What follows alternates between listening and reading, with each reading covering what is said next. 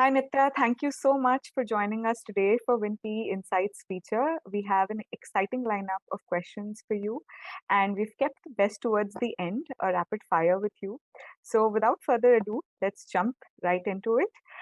Nithya, you had a 10-year stint at Citibank, post which you joined multiples only when it was a year old. So, what made you resonate with multiples? And in your early years, what vision did you have for yourself? I've had an interesting journey, Priyanka. I did 14 years or 14 and a half years of banking before coming to private equity. And what really made me look out for something different was why I wanted to reset my learning curve. I felt that, I had done a lot in debt, merchant banking, structured debt, and so on, which was great fun. Citibank gave me a great experience. Before that, ICICI gave me an even more exciting experience. And incidentally, that was with Renuka as well at that time in my 1996 to 2000 avatar. So, come 2009, I was feeling a bit jaded in the sense that everything was growing well. Career was really prospering. I was very senior in the Citibank scheme of things, but I wanted to learn something new. And that's what drove me to seek out opportunities. I was clear I wanted to do something very different. So I actually took a diagonal shift from a debt sell side, as it's called, to an equity buy side. And I'm quite thankful that I got an opportunity with multiples, because not only did I do this shift, I also went from a very large multinational organization to a completely entrepreneurial one, and can't have asked for a more fulfilling, enriching learning journey. I think part of the reason I got this opportunity, one part of it is it was with known people as well. So I got a bit lucky there. I didn't have to go around proving myself. This was people who had seen me. But even more than that, and here is where I would encourage professionals to take a view of this, in saying I was willing to not worry about position, promotion, whether my comp is going up at that time, but take the plunge in saying this is something new. And I need, and this will be, and it is with a, I took a call on saying visionary leader. It was a startup, right, but had full trust in the leader to make this happen. So I remember a little funny incident. There were two people who were very worried by this change of mine. It was my dad and my driver. They both were very worried. So my dad was saying, "Are you sure you're moving from Citibank? You get a nice packet of bonus every year. You're doing so well. You have your own cabin, and and you're a director there, and you're moving here. What are you going to be called?" I said, "I'm going to be called principal." He said, "That sounds like a school. What does that mean?" I said, "I don't know. It doesn't matter." And he said, "Is there a bonus?" I said, "No. But there's something known as carry 10 saal baad aayega." So he was extremely worried as to what is this happening. And my driver gently asked me one day, he said, "Such a big office and you're going to such a small office." So after 2 years, I asked both of them actually, "Are you now happy with this move?" And I think every one of them was, they could see how happy I was with this change. So I think what resonated with me is also that this is an organization which has been from day zero built with authenticity, with empathy, and it's built on relationships. So that kind of agreed with my style, and of course the great learning that has come from there on. That sounds as though you had it sorted to some extent at that age. But Yeah, for so many young professionals, just a follow on what you said, resetting the learning curve. yeah, So, how did you come across, identifying that aspect in your career that I need to reset the learning curve? yeah. So I look at it as saying, I'll tell you what I was doing then, and just set a bit of context. I used to do structured finance and lead debt capital markets at Citi. So in a way, I could almost sleepwalk through that role, right? I'd been doing that for long. I had great credibility. Everybody in the market knew me. Within Citi, everybody knew me. So I thought that how do I learn, something different? Through my 10 years at Citi as well, I got to do that every 2 or 3 years. So I would start off with securitization, then I did real estate finance, then I did leverage finance. So I had that opportunity and I'm very thankful for that. But come 2009, somewhere I felt myself plateauing in that learning to say, and I'm not an impatient person otherwise. So it's not like nowadays I feel the younger generation is a lot more impatient. I'm otherwise not impatient, but I felt that the excitement of learning was kind of coming off, although I was being very successful in my career. That's when I sought out. So when I set out to say, what should I do next? From here, what would I like to learn? Put down a few options to explore. Went out and met people. Actually, I took advice from the people who know me very well. So I took advice from my boss at Citi, Varun Batra, at that time. I went out and sought a few more very close friends and colleagues to say, what do you think will suit me and will do well? And of course, I had my own notion of it. And then in somewhere destiny played its role and it all came together, right? I mean, Renuka had left, as I said, then in 2009 and come out, and I reached out, and that's where it all came together. But I said, this is a question I guess every professional should ask for themselves. And it doesn't matter whether you're doing it when you're 25 or whether you're doing it when you're 35. It's okay to take the plunge, even then. So my message is don't be too afraid. That's why I went into the details of saying level compensation. When I came here to multiples, it was a startup office, right? And you would sit outside in a little cubicle, right? But that was more exciting for me at that time. And building those, really playing a role in building an institution was very exciting. Indeed, your conviction has paid off, and you've demonstrated your success over the years as a trusted advisor and partner to large businesses like PVR, Arvind, with sophisticated founders on one side, and young entrepreneurs like Dream 11, Delivery, and these guys on the other side. So the value addition to both these sides would be quite different. How have you indeed established the trust on both these fronts? Yeah. So I'll again go back to how we have built. In a way, it's been a co-created culture, and at multiples as well, right? So what we all do is we don't go with a standard toolbox to every situation, because we say we have a standard value system, but not the tools could be different depending on, as you said, there could be a very accomplished promoter at one end, or it could be a more younger promoter with building a disruptive business. And both these come with very different challenges as well as mindsets of people.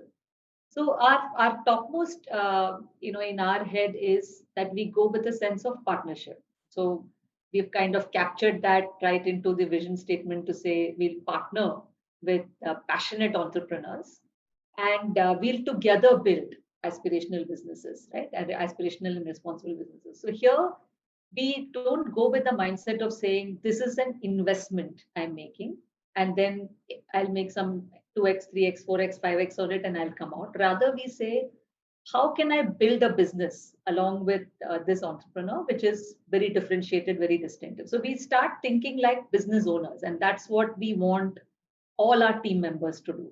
Our thing is, if the business does well, your investment will do well, right? So you don't have to overthink this. So with that partnership mindset, we then start building with that core value. Then that defines our behavior, right? So what do we mean by building a trusted relationship with the customer, right? So with the entrepreneur, we'll say, we have certain guidelines to say you have to be consistent. You have to do what you say. You have to be ready to be vulnerable. And in many situations, there is no answer to be known. So we don't go out to try and prove that, oh, we know all the answers as to how this company should be run or what one should do in a situation, but rather we go with the mindset to say we will work together with a solution oriented approach. That's a better way, rather than I told you so, or this is the right way. There is only one right answer to this. Life and business are so dynamic and ambiguous that there is no one right answer. So with that mindset, we have gone in. I mean, there are a few examples, and I'll just leave them with you to it'll bring out the essence of this, right? So we have an investment in a young financial services company, very accomplished, entrepreneur. Has been a CEO in many large organizations, and we felt going in that one of the core team members was not up to the mark in the role that he's playing, hired by this person.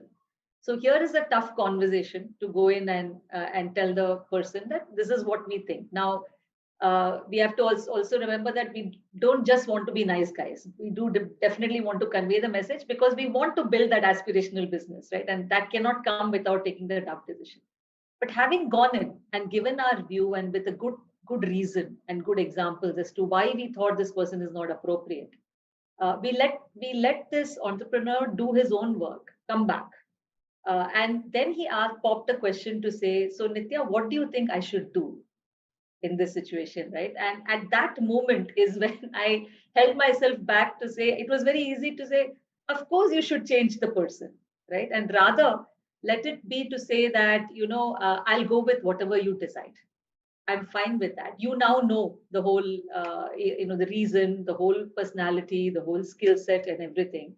But you are the entrepreneur, and I'm willing to back you with whatever decision you come up with. And I think that one movement for me won the trust, because ultimately, what was the right thing happened, and at the same time, I didn't lose the entrepreneur in this thing saying, "Oh, it was not my decision." He not only owned the decision, he felt we had given him the space to do it. So it's a very nuanced relationship that and nuanced self of ourselves that we need to take to every situation.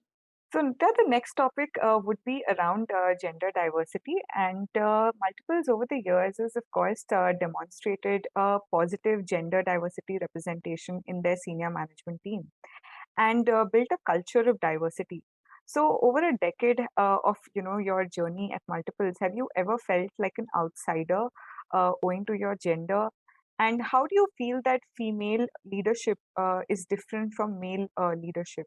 What are the key parameters which are different for females? Yeah, I'll take your first question. Did I ever feel like an outsider? And just to give context, right? And I remember this question was asked when I went to Citibank, actually from ICICI. So a lot of as a person at Citibank who asked me, why did you come from ICICI to Citi, right? ICICI has so many women leaders, and he said, "City mein to koi nahi hai." So what how don't you feel like a fish out of water here in this? So having lived through that 10 years very successfully, where indeed, multiples is a class apart on the diversity front.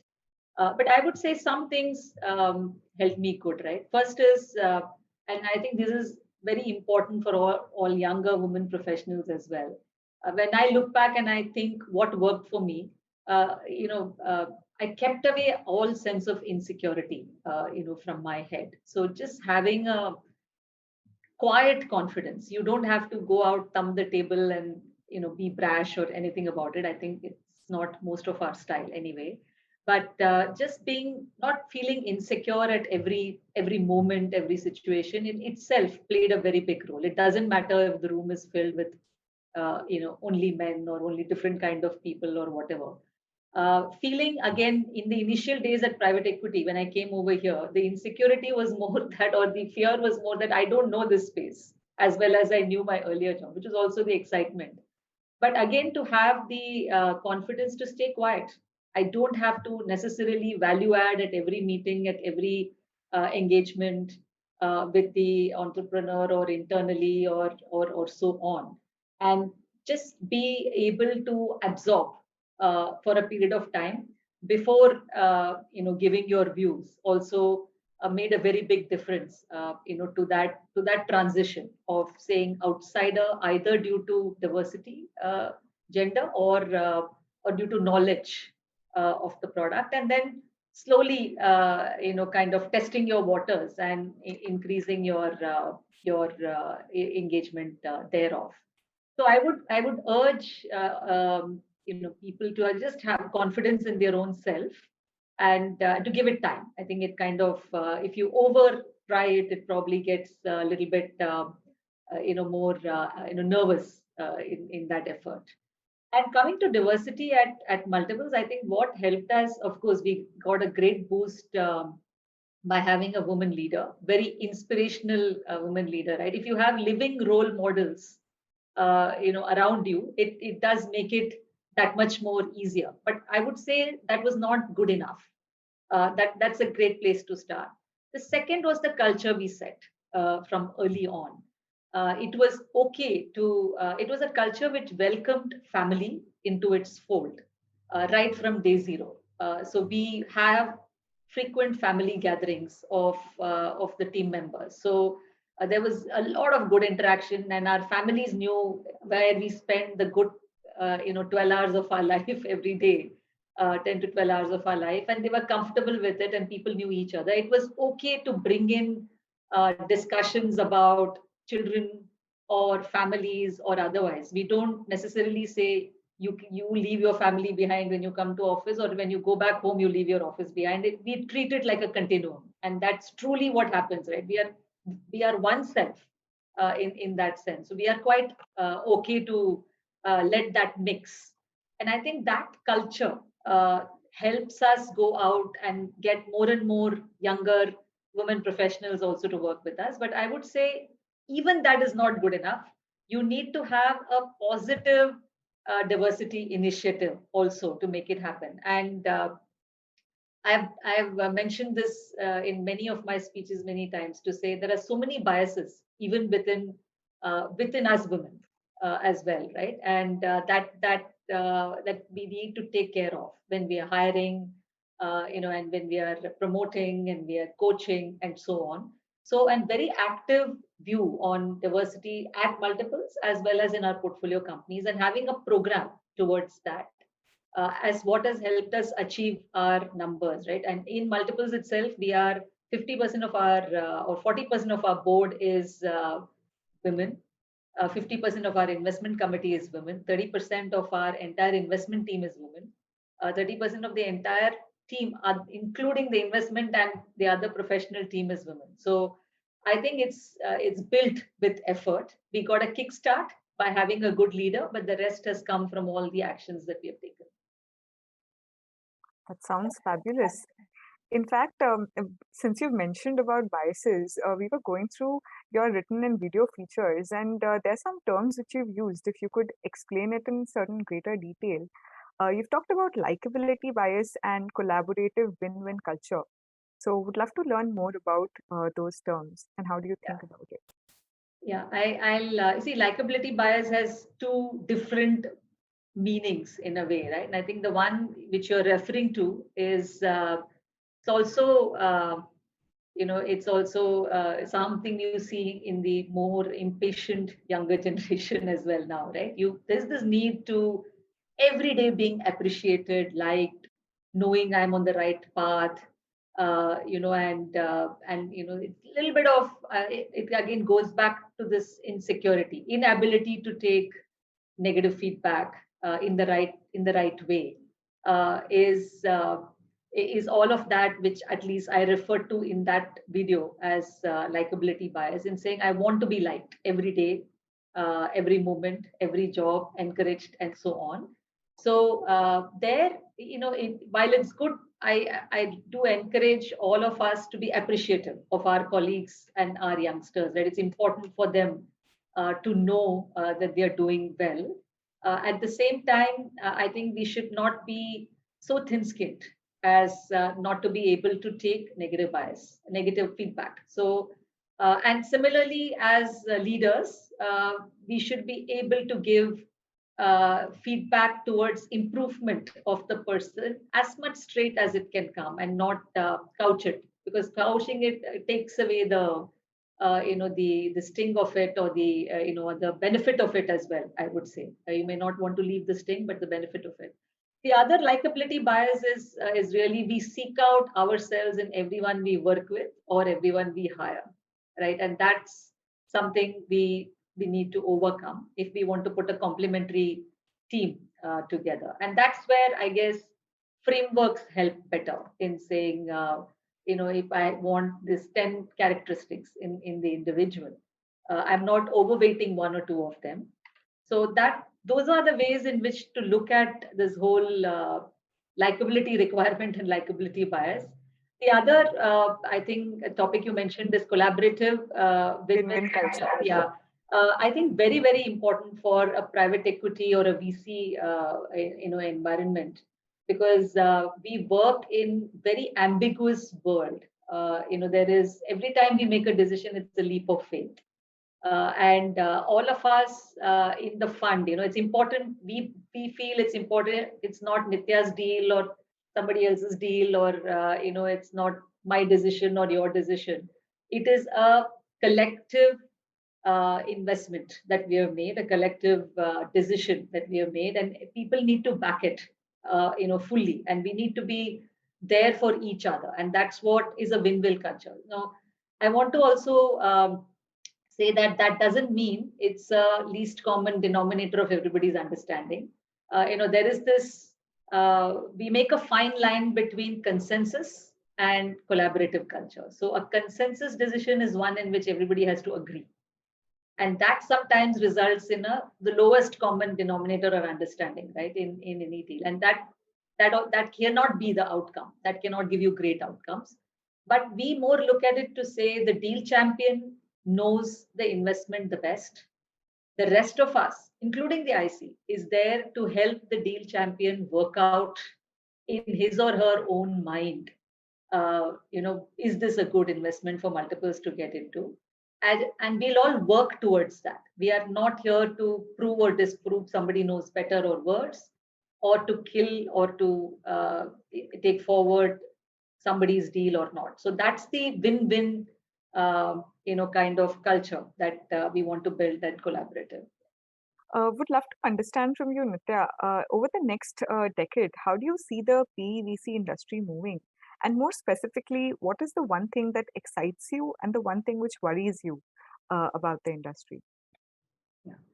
So PVC is in a wonderful space now, right? If you just look back before we look forward, over the last 10 or 15 years, what have we achieved? One is the entire ecosystem, from seed to angel to VC to growth PE to buyouts to public markets, is now there is a good line linking all of these, right? I mean, it was very interesting to see that 60% of the companies that went public last year had PE or VC investments in them, and that's wonderful to see this entire ecosystem coming through. I remember in 2010 when we started the journey, we kept thinking P2P deals will happen soon, and now it's almost common for passing on the baton, from VC to P, from P to some other P, to have multiple investors in the same cap table. It's happened and crept so rapidly on us. It's a wonderful development. I mean, for a good idea to find capital today is not difficult, and go through this whole system, and we see so many wonderful entrepreneurs and disruptive businesses now getting through this whole cycle as they're getting listed as well. So going forward, we feel this will of course intensify. This is a start of a lot more PVC led deals hitting the markets, promoter less companies getting listed and being successful, and that whole journey will be very, very positive. We also feel over the next 10 years that the whole buyout ecosystem will develop even more. So there will be a lot more Indian groups who will be willing to shed their businesses, and that will create opportunities for controlled transactions in private equity, which is still a little bit nascent. It's a journey that started, but we feel that will again pick up speed. And I also see a very large proportion of listed companies, the ownership being with institutional investors. So it's going to move from promoters to institutional investors over a period of time. So these are very, very exciting trends. From a number perspective, the way I think about it is, if we are dreaming of a $5 trillion economy for India, at least 2.5% of that needs to be the PVC investment. So we are talking about $125 billion of money, which has to come in from this capital, source of capital and more. So this is the prognosis, and this is what makes it exciting as well as professionals who are playing in this journey, because this is now maturing. We are not facing the questions of, are exits happening? Are you going to? Are there other forms of exit other than IPO? And so on and so forth. It's become different, more evolved questions now. So that's what makes it very exciting.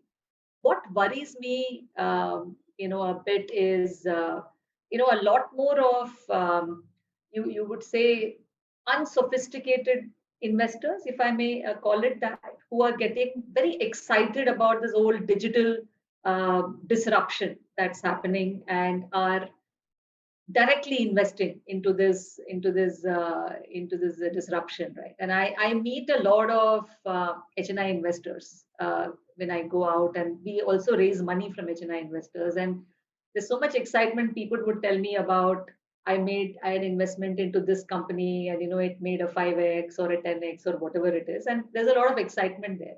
What I worry there is just disappointment, and a few bad stories there could actually turn the tide. It's also important to garner local money to come into private equity and VC industry, domestic Indian money, and that trend should not get reversed by some of the this whole excitement leading to people just putting in money without figuring out, how will I exit?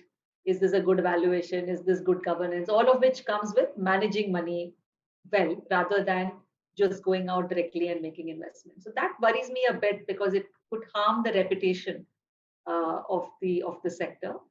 But that's the excitement and the worry. You've been extremely patient with us. Thank you for answering all our questions. Now we move to the exciting bit where we would want to know more about you as a person, Nithya. So this will be a rapid fire. And so brace yourself. You have to give the answers quickly to us. And here we go. So who's your mentor? That is easy. Renuka, close home. If you ever started a podcast, what would the first episode be about? I would probably do a podcast on something very different, maybe coding or genetics. These are areas of interest beyond private equity for me. Okay, name a pet peeve of yours. A pet peeve of mine is, I just wish I had 10 more hours every day to do everything that I want to do beyond, beyond work and managing a home. If you were to gift a book to a young professional, which one would it be? Yeah. I think thinking fast and slow, Daniel Kahneman would kind of get there. And I'm speaking more from, I have a lot of interesting books, but just speaking from a private equity or investing perspective, this is what I would choose. Name someone whom you've not met yet, but would love to spend a day with.